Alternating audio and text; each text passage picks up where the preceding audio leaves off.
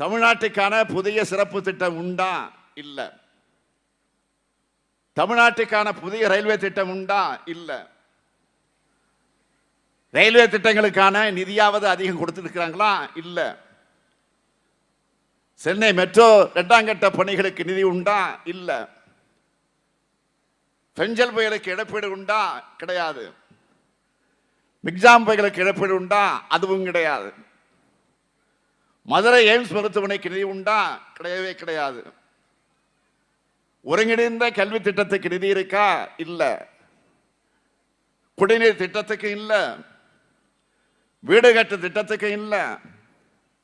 எதை எடுத்தாலும் இல்ல இல்ல இல்லதான். இதுக்கு பேர் பட்ஜெட்டா? நான் கேட்கிறேன், இதுக்கு பேர் பட்ஜெட்டா? மாண்புமிகு நிதியமைச்சர் நிர்மலா சீதாராமன் அவர்களே, தமிழ்நாட்டை சார்ந்தவர் என்பது பெருமையா, இல்ல தமிழ்நாட்டுடைய வளர்ச்சிக்காக நிதி ஒதுக்கிறது பெருமையா? கொஞ்சம் யோசிச்சு பாருங்க. உங்களுடைய மனசாட்சிக்கு இதை விட்டு விடுகிறேன். இந்த கேள்வியை கேட்டு நான் இத்தோடு விடுகிறேன். அதை மாநிலங்களுக்கு நிதி தராத ஒன்றிய அரசு கடன் தருது. அது வட்டி இல்லாத கடனா?